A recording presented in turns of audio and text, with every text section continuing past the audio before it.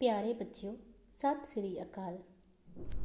ਮੈਂ ਤੁਹਾਡੀ ਪੰਜਾਬੀ ਵਿਸ਼ੇ ਦੀ ਅਧਿਆਪਕਾ ਹਾਂ। ਅੱਜ ਦੀ ਜਮਾਤ ਵਿੱਚ ਤੁਹਾਡਾ ਸਵਾਗਤ ਹੈ। ਬੱਚਿਓ, ਅੱਜ ਅਸੀਂ ਪੰਜਾਬੀ ਪਾਠ ਪੁਸਤਕ ਵਿੱਚੋਂ ਪਾਠ 21 ਪਿੰਡ ਇਉਂ ਬੋਲਦਾ ਬਾਰੇ ਪੜ੍ਹਾਂਗੇ। ਇਹ ਪਾਠ ਕਹਾਣੀਕਾਰ ਡਾਕਟਰ ਸ਼ਰਨਜੀਤ ਕੌਰ ਨੇ ਲਿਖਿਆ ਹੈ। ਉਹਨਾਂ ਨੇ ਇਸ ਪਾਠ ਵਿੱਚ ਦੱਸਿਆ ਹੈ ਕਿ ਪਿੰਡ ਦਿਨ ਬ ਦਿਨ ਕਿਵੇਂ ਤਰੱਕੀ ਕਰ ਰਹੇ ਹਨ ਅਤੇ ਪਿੰਡਾਂ ਦਾ ਜੀਵਨ ਵੀ ਸ਼ਹਿਰਾਂ ਤੋਂ ਵੱਖਰਾ ਨਹੀਂ ਰਿਹਾ। ਪਿੰਡਾਂ ਵਿੱਚ ਵੀ ਕਾਫੀ ਬਦਲਾਅ ਜਿਹੜੇ ਨੇ ਉਹ ਆ ਗਏ ਹੋਏ ਨੇ। ਆਓ ਪਾਠ ਸ਼ੁਰੂ ਕਰੀਏ। ਦੀਪ ਨੂੰ ਸਕੂਲ ਵਿੱਚ ਛੁੱਟੀਆਂ ਹੋ ਗਈਆਂ ਸਨ। ਉਹ ਮਾਡਲ ਸਕੂਲ ਵਿੱਚ ਪੜ੍ਹਦਾ ਸੀ। ਛੁੱਟੀਆਂ ਮਤਲਬ ਹੌਲੀਡੇਜ਼ ਹੋ ਗਈਆਂ ਸੀ ਅਤੇ ਉਹ ਮਾਡਲ ਸਕੂਲ ਵਿੱਚ ਸਟੱਡੀ ਕਰਦਾ ਸੀ। ਉਸ ਦੇ ਦੋਸਤ ਕਿਧਰੇ ਨਾ ਕਿਧਰੇ ਸੈਰ ਕਰਨ ਜਾ ਰਹੇ ਸਨ। ਸੈਰ ਮੋਰਨਿੰਗ ਵਾਕ ਦੀ ਗੱਲ ਨਹੀਂ ਕਰ ਰਹੇ। ਸੈਰ ਮਤਲਬ ਕਿ ਜਿਵੇਂ ਸਾਨੂੰ ਵੀ ਛੁੱਟੀਆਂ ਹੁੰਦੀਆਂ ਅਤੇ ਅਸੀਂ ਵੀ ਕੋਈ ਬੱਚਾ ਨਾਨਕੇ ਜਾਂਦਾ, ਕੋਈ ਦਾਦਕੇ ਜਾਂਦਾ, ਜਾਂ ਕੋਈ ਅਸੀਂ ਪਹਾੜੀ ਸਥਾਨਾਂ ਵਿੱਚ ਘੁੰਮਣ ਜਾਂਦੇ ਹਾਂ। ਇਸੇ ਤਰ੍ਹਾਂ ਦੀਪ ਵੀ ਚਾਹੁੰਦਾ ਸੀ ਕਿ ਉਹ ਵੀ ਕਿਸੇ ਵੱਡੇ ਸ਼ਹਿਰ ਜੈਪੁਰ, ਜੋਧਪੁਰ, ਪਾਲਮਪੁਰ ਜਾਂ ਬੈਂਗਲੁਰੂ ਜਾਵੇ। ਬੈਂਗਲੌਰ ਦਾ ਪਹਿਲਾ ਨਾਮ ਬੈਂਗਲੁਰੂ ਸੀ। ਸਕੂਲੋਂ ਘਰ ਪਹੁੰਚਦਿਆਂ ਹੀ ਉਸਨੇ ਆਪਣੇ ਪਾਪਾ ਨੂੰ ਪੁੱਛਿਆ, ਪਾਪਾ ਅਸੀਂ ਛੁੱਟੀਆਂ ਵਿੱਚ ਘੁੰਮਣ ਕਿੱਥੇ ਜਾਵਾਂਗੇ? ਛੁੱਟੀਆਂ ਤਾਂ ਅੱਜ ਤੋਂ ਹੀ ਹੋ ਗਈਆਂ ਹਨ। ਪਾਪਾ ਦੀ ਗੱਲ ਸੁਣ ਕੇ ਮੁਸਕਰਾਏ ਅਤੇ ਕਹਿਣ ਲੱਗੇ, ਬੇਟਾ ਮੈਂ ਸੋਚਦਾ ਹਾਂ ਕਿ ਐਤਕੀ ਮਤਲਬ ਇਸ ਵਾਰੀ ਤੁਹਾਨੂੰ ਪਿੰਡ ਦੀ ਸੈਰ ਕਰਾਈ ਜਾਵੇ। ਪਿੰਡ ਜਿੱਥੇ ਤੇਰੇ ਦਾਦਾ ਦਾਦੀ, ਤਾਇਆ ਤਾਈ ਰਹਿੰਦੇ ਹਨ। ਦਾਦਾ ਦਾਦੀ ਗ੍ਰੈਂਡਫਾਦਰ ਗ੍ਰੈਂਡਮਦਰ ਅਤੇ ਤਾਇਆ ਤਾਈ ਮਤਲਬ ਕਜ਼ਨ ਅੰਕਲ ਅਤੇ ਕਜ਼ਨ ਆਂਟੀ। ਲੈ ਬਸ ਪਿੰਡ ਹੀ? ਮੇਰਾ ਦੋਸਤ ਰਮਨ ਤਾਂ ਜੈਪੁਰ ਜਾ ਰਿਹਾ ਹੈ ਅਤੇ ਏਕਮ ਤਾਂ ਲੰਡਨ ਕੇਵਲ ਸੈਰ ਕਰਨ ਹੀ ਜਾ ਰਿਹਾ ਅਤੇ ਮੈਂ ਪਿੰਡ? ਉਸਨੇ ਗੁੱਸੇ ਹੁੰਦੇ ਕਿਹਾ। ਬੇਟਾ ਤੂੰ ਪਿੰਡ ਜਾ ਕੇ ਦੇਖੀ ਤਾਂ ਸਹੀ, ਤੈਨੂੰ ਕਿੰਨਾ ਚੰਗਾ ਲੱਗੇਗਾ। ਨਹੀਂ ਮੈਂ ਪਿੰਡ ਨਹੀਂ ਜਾਣਾ।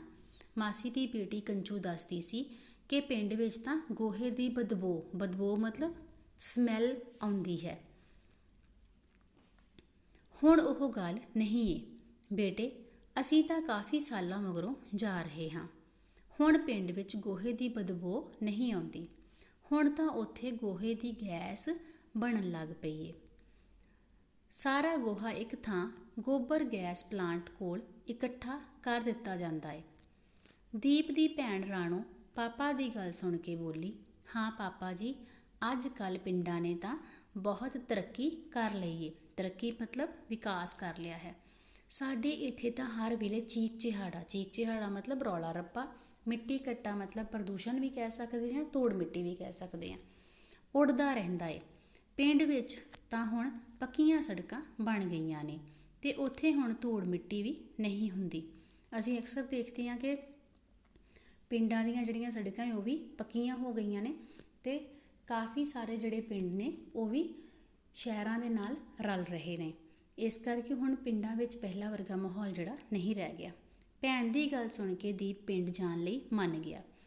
ਦੀਪ ਦੇ ਪਿਤਾ ਨੇ ਪਿੰਡ ਜਾਣ ਦੀ ਤਿਆਰੀ ਸ਼ੁਰੂ ਕਰ ਦਿੱਤੀ। ਦੂਜੇ ਦਿਨ ਉਹ ਆਪਣੀ ਕਾਰ ਰਾਹੀਂ ਪਿੰਡ ਨੂੰ ਤੁਰ ਪਏ ਅਤੇ ਸ਼ਾਮ ਦੇ ਕੁਸਮੁਸੇ ਤੱਕ ਪਿੰਡ ਪਹੁੰਚ ਗਏ।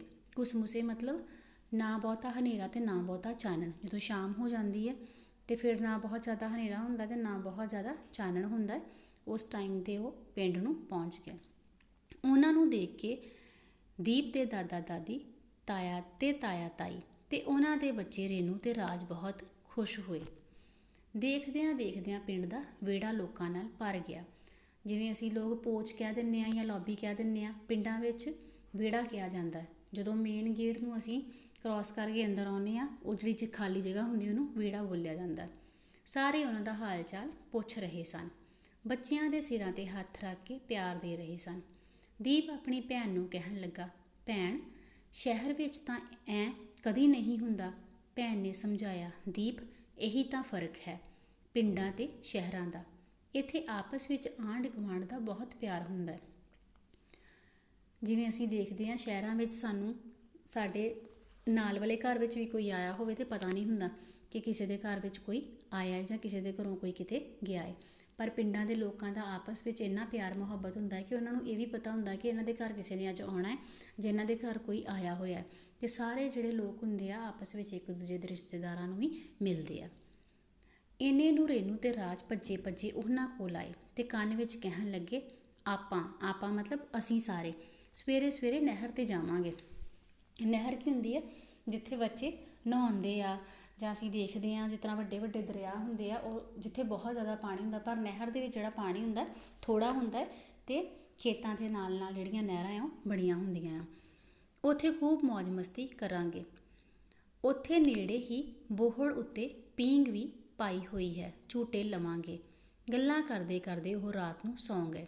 ਸਵੇਰੇ ਚਿੜੀਆਂ ਦੀ ਚੀਂ ਮਤਲਬ ਜਦੋਂ ਬਰਡਸ ਜਿਹੜੇ ਚਰਪਿੰਗ ਕਰਦੇ ਆ, ਸਪੈਰੋਸ, ਚਿੜੀਆਂ ਸਪੈਰੋਸ ਨੂੰ ਕਿਹਾ ਜਦੋਂ ਬੋਲਦੀਆਂ। ਰੁੱਖਾਂ ਦੀ ਸਰਸਰਾਹਟ, ਜਦੋਂ ਰੁੱਖ ਕੀ ਨੇ? ਟਰੀਜ਼, ਜਦੋਂ ਹਵਾ ਦੇ ਨਾਲ ਪੱਤੇ ਹਿੱਲਦੇ ਆ ਅਤੇ ਉਹ ਸਰਸਰ ਦੀ ਆਵਾਜ਼ ਆਉਂਦੀ, ਉਸ ਨੂੰ ਸਰਸਰਾਹਟ ਕਿਹਾ ਗਿਆ ਹੈ। ਗਾਲੜਾਂ ਦੀਆਂ ਟਪੂਸੀਆਂ ਮਤਲਬ ਛਾਲਾਂ। ਗਾਲੜ ਕੀ ਨੇ? ਸਕੁਇਰਲਸ। ਉਹ ਜਦੋਂ ਟਪੂਸੀਆਂ ਮਾਰਦੇ ਆ, ਛਾਲਾਂ ਮਾਰਦੇ ਆ, ਅਤੇ ਉਹਨਾਂ ਦੀ ਜਦੋਂ ਆਵਾਜ਼ ਆਈ ਤਾਂ ਸਾਰੇ ਬੱਚੇ ਆਪਣੇ ਆਪ ਹੀ ਉੱਠ ਗਏ ਅਤੇ ਨਹਿਰ ਵੱਲ ਨੂੰ ਸੈਰ ਕਰਨ ਲਈ ਤੁਰ ਪਏ। ਥੱਕ ਟੁੱਟ ਕੇ ਨੱਚਦੇ ਟੱਪਦੇ ਉਹ ਵਾਪਸ ਮੁੜੇ ਤਾਂ ਉਹਨਾਂ ਨੂੰ ਮਿੱਸੀਆਂ ਵੇਸਣ ਪਿਆਜ਼ ਵਾਲੀਆਂ ਰੋਟੀਆਂ ਨਾਲ ਤਾਜ਼ੀ ਲੱਸੀ ਅਤੇ ਮੱਖਣ, ਜੋ ਉਸ ਦੇ ਦਾਦੀ ਜੀ ਨੇ ਸਵੇਰੇ ਸਵੇਰੇ ਦੁੱਧ ਰਿੜਕ ਕੇ ਕੱਢਿਆ ਸੀ, ਖਾਣ ਨੂੰ ਮਿਲਿਆ। ਠੀਕ ਹੈ, ਮਿੱਸੀਆਂ ਵੇਸਣ ਪਿਆਜ਼ ਵਾਲੀਆਂ ਰੋਟੀਆਂ ਜਿਹੜੀਆਂ ਆਟੇ ਦੇ ਵਿੱਚ ਅਸੀਂ ਪਿਆਜ਼ ਕੱਟ ਕੇ ਅਤੇ ਵੇਸਣ ਪਾ ਕੇ ਬਣਾਉਂਦੇ ਹਾਂ, ਤੁਸੀਂ ਵੀ ਅਕਸਰ ਖਾਂਦੇ ਹੋਵੋਗੇ ਆਪਣੇ ਘਰ ਦੇ ਵਿੱਚ। ਉਹ ਵਾਲੀਆਂ ਰੋਟੀਆਂ ਉਹਨਾਂ ਨੂੰ ਜਿਹੜੀਆਂ ਸੀ ਖਾਣ ਵਾਸਤੇ ਮਿਲੀਆਂ। ਠੀਕ ਹੈ, ਅਤੇ ਉਹਨਾਂ ਨੇ ਜਿਹੜਾ ਦੁੱਧ ਦੇ ਉੱਤੇ ਮਲਾਈ ਆਉਂਦੀ ਹੈ ਨਾ, ਪਿੰਡਾਂ ਦੇ ਵਿੱਚ ਉਸ ਲੋਕ ਜਿਹੜੇ ਆ ਉਸ ਮਲਾਈ ਨੂੰ ਰਿੜਕ ਲੈਂਦੇ ਆ, ਰਿੜਕ ਕੇ ਅਤੇ ਫਿਰ ਉਹਦਾ ਮੱਖਣ ਕੱਢ ਲੈਂਦੇ। ਉਹ ਬਿਲਕੁਲ ਫਰੈਸ਼ ਵਾਈਟ ਬਟਰ ਹੁੰਦਾ।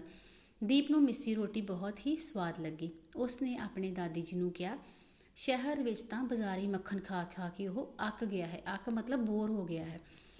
ਦਿਨ ਵੇਲੇ ਉਹਨਾਂ ਦੇ ਤਾਇਆ ਜੀ ਨੇ ਸਾਰਿਆਂ ਨੂੰ ਆਪਣੇ ਫਾਰਮ 'ਤੇ ਲੈ ਗਏ। ਫਲਾਂ ਦੇ ਬੂਟੇ ਫਲਾਂ ਨਾਲ ਝੂਲ ਰਹੇ ਸਨ। ਫਾਰਮ ਮਤਲਬ ਜਿੱਥੇ ਉਹਨਾਂ ਦੇ ਖੇਤ ਸੀਗੇ। ਅਮਰੂਦ ਦੇ ਬੂਟਿਆਂ ਉੱਤੇ ਤਾਂ ਢੇਰ ਸਾਰੇ ਅਮਰੂਦ ਲੱਗੇ ਹੋਏ ਸਨ ਅਤੇ ਉਹ ਇੰਨੇ ਨੀਵੇਂ ਸਨ ਕਿ ਭਾਵੇਂ ਹੱਥ ਨਾਲ ਤੋੜ ਲਵੋ। ਦੀਪ ਦੇ ਤਾਇਆ ਜੀ